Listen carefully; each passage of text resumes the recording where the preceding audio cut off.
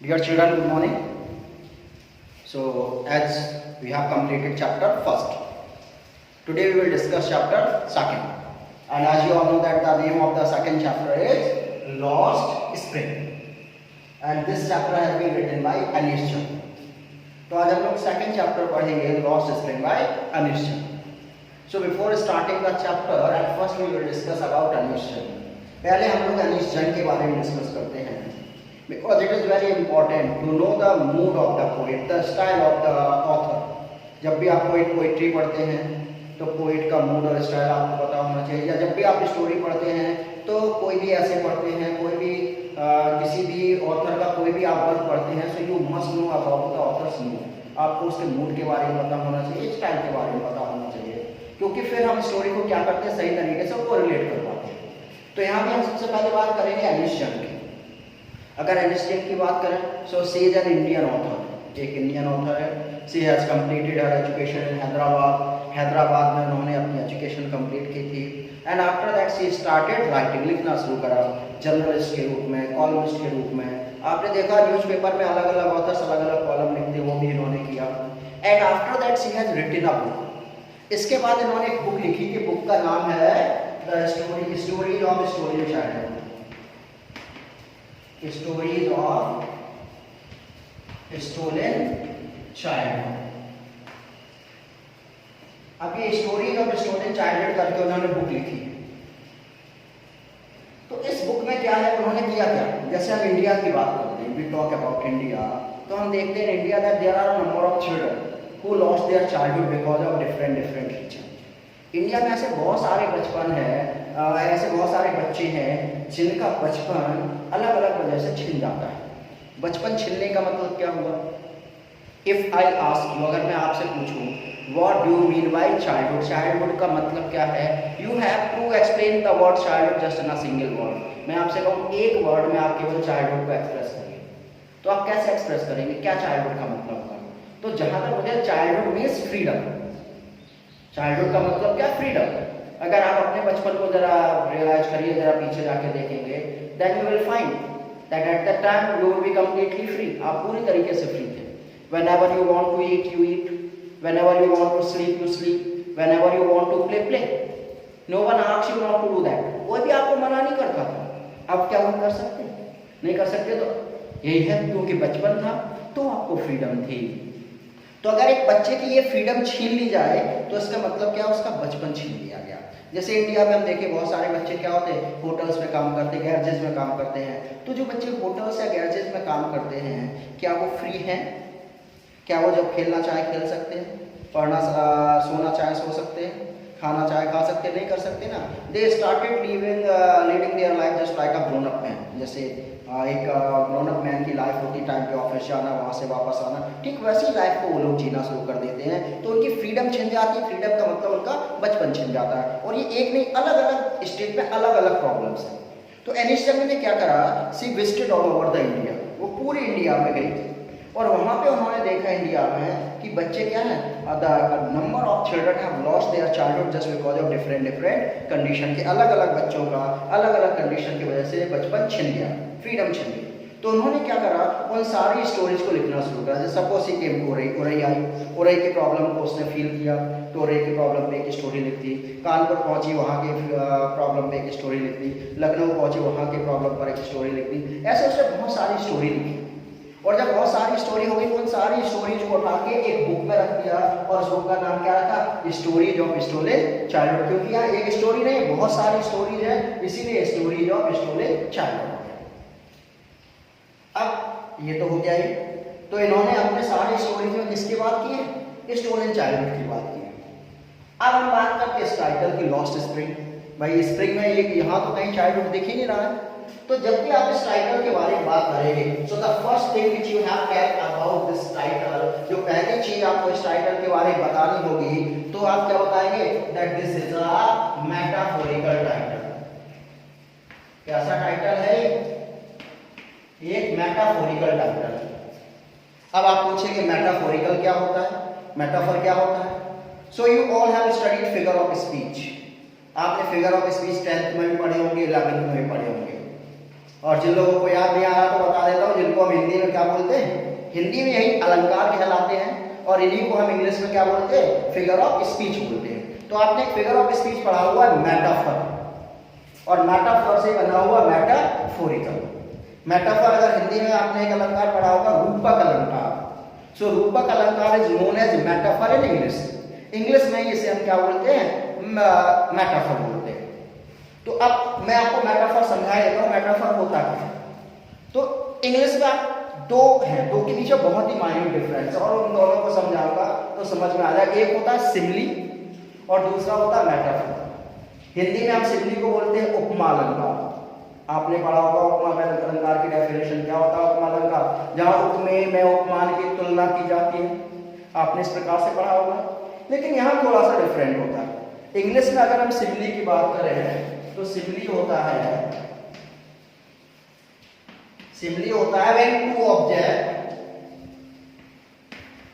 when two different object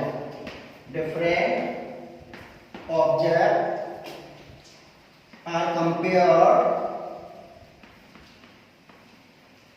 with the help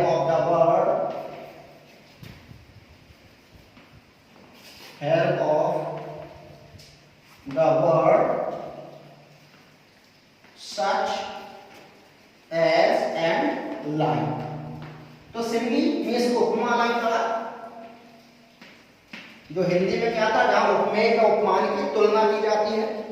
means उपमेय और उपमान दो ऑब्जेक्ट थे और दोनों के बीच में क्या की जा रही है, तुलना की जाती थी, उसे हम उपमा बोलते थे। वैसे ही इंग्लिश में बस यहाँ का when two different object, यहाँ पे यहाँ क्या रखना होगा, जो ऑब्जेक्ट होंगे जिनके बीच में कंपेयर करेंगे वो डिफरेंट का मतलब अलग अलग। अब ये नहीं कि दो इंसानों के बीच में कंपेयर करते हैं, दो अलग अलग तो है नहीं।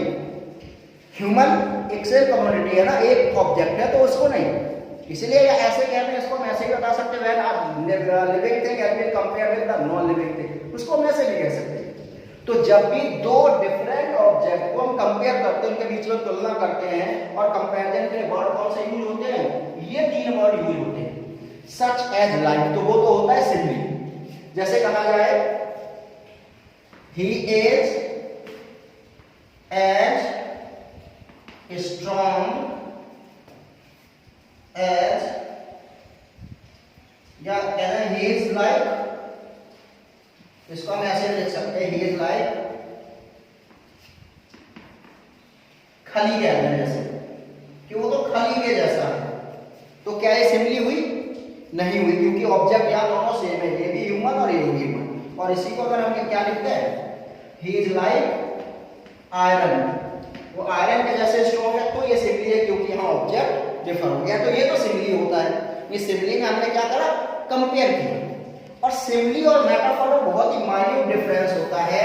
एक एग्जांपल से मैं आपको दोनों का डिफरेंस समझा देता हूं, आप दोनों समझ जाएंगे क्या सिमिली होता है और क्या मेटाफर होता है।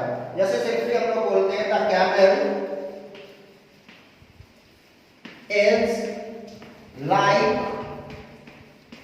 The ship of desert. आपने ये सेंटेंस लिखा, the camel is like the ship of desert, कि जो कैमल है वो शिप ऑफ डेजर्ट के जैसा है। यहाँ यही तो लिख रहे हैं, यहाँ पे कैमल को किससे कंपेयर किया, शिप ऑफ डेजर्ट से, और कंपेयर के लिए वर्ड कौन सा यूज, लाइक।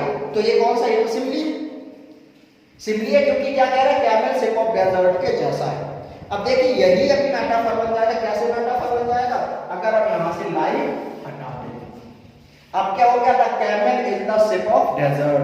अब हम ये नहीं कह रहे हैं कि कैमल शिप ऑफ डेजर्ट के जैसा है, अब हम क्या कह रहे हैं, कैमल शिप ऑफ डेजर्ट है। तो ये हुआ मेटाफर। तो मतलब क्या, सिमिली में क्या किया, वी कंपेयर टू ऑब्जेक्ट्स, और मेटाफर में किया one object has been treated as another one. यहाँ कंपेयर नहीं किया, यहाँ एक को सीधे दूसरे के जैसे ट्रीट कर ही दिया गया, इस एक को सीधा दूसरे का नाम दिया गया, वो मेटाफर है। रूपक अलंकार, एक को किसी दूसरे का रूप दे देना, वो रूपक अलंकार कहलाता है। So when one object has been treated just like another one, जब हम एक ऑब्जेक्ट को बिल्कुल दूसरे के जैसे ट्रीट करते हैं तो उसे हम मेटाफर बोलते हैं। तो इसीलिए ये जो है, this is a metaphorical title. याद रखना ये मेटाफोरिकल टाइटल है। अब देखिए हम इसको कनेक्ट करते हैं लॉस्ट स्टोलन चाइल्डहुड से, यही तो था। अब लॉस्ट का मतलब लॉस्ट का मतलब खो जाना, तो लॉस्ट को हम क्या बोल सकते हैं, लॉस्ट को हम स्टोलन भी बोल सकते हैं। लॉस्ट हमने बोल दिया स्टोलन। अब बात आती है स्प्रिंग की। अब स्प्रिंग क्या होता है? Spring it is a season, season होता है जिसमें हिंदी में आपने सुना है बसंत ऋतु। And what kind of season it has been considered, और एक ऐसा सीजन माना जाता है, spring has been considered as one of the most beautiful season among all. जितने भी सीजन है, चाहे वो समर सीजन हो, विंटर हो, उन सब में क्या रेनिंग हो, उन सब में अच्छा सीजन कौन सा माना जाता है? स्प्रिंग सबसे अच्छा माना जाता है। सो सारे सीजनों में सबसे अच्छा कौन है? स्प्रिंग है। अब ऐसी बात करते हैं, if we talk about the parts of human life, अगर ह्यूमन लाइफ में आप तो फेज देखेंगे तो अलग अलग फेज में होता है, childhood, young age, old age. तो ये बताइए इन सब में सबसे बेस्ट कौन सा है? ओल्ड एज बेस्ट है क्या? मुझे लगता है कोई कहेगा यंग एज, जिस एज में जैसे अब आप आ गए हैं, ये बेस्ट है क्या? नहीं है। बेस्ट क्या था? When you are a child, जब आप एक बच्चे थे, when you are a child, जब आप बच्चे थे, वो सबसे अच्छा था। क्यों अच्छा था? Because at that time you are completely free, आप पूरी तरीके से फ्री होते हैं।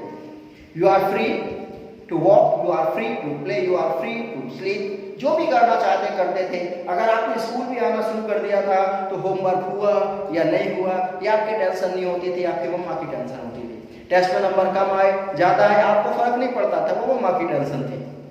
स्कूल की सारी में बुक्स रख गई नहीं रखी, वो भी आपकी टेंशन नहीं। आपको तो बैग टांग दिया गया, आराम से बॉटल लटकाई, आराम से मस्ती करते हुए स्कूल आ जाते थे, फिर चले गए। कपड़े गंदे हैं, साफ है, फर्क नहीं पड़ता था।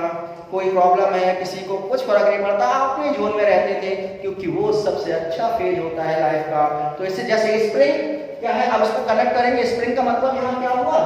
चाइल्डहुड।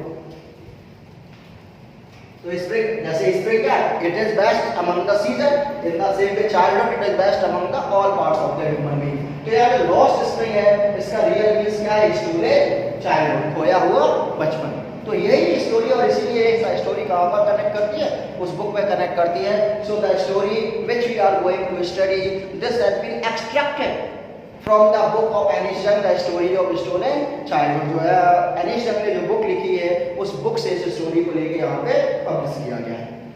अब अगर आप इस चैप्टर में देखेंगे, so you have to study two story. यहाँ पर हमें इस चैप्टर में दो स्टोरी पढ़नी है। इस चैप्टर में हम दो स्टोरी पढ़ेंगे। पहला क्या है? Sometimes I find a rupee note. पहली स्टोरी तो ये है, first one. And second, I want to be a motor mechanic. दूसरी स्टोरी है, पहली स्टोरी है sometimes I find a rupee note, और दूसरी है I want to be a motor mechanic. तो जैसा कि इनके सारे बुक्स में क्या, सारी स्टोरीज में क्या होता है? She describe the story in which the children have lost their childhood, जिसमें बच्चे अपना बचपन खो देते हैं। तो यहाँ जो स्टोरी पढ़ेंगे, in this two story we will discuss, इन दो स्टोरी में हम पढ़ेंगे that how in India the children have lost their childhood just because of poverty। तो फर्स्ट स्टोरी में तो बता रहे हैं कि कैसे बच्चों का बचपन पॉवर्टी की वजह से छिन जाता है, और in second story just because of tradition, कि कैसे बच्चों का बचपन ट्रेडिशन की वजह से छिन जाता है। तो अब सबसे पहले फर्स्ट स्टोरी की बात करेंगे। So this story is set at Seemapuri. ये स्टोरी कहां पर सेट होती है? सीमापुरी पर होती है। अब सीमापुरी की बात करें, so it is the name of the village, एक प्रकार का गांव है। और गांव क्या है? It is the biggest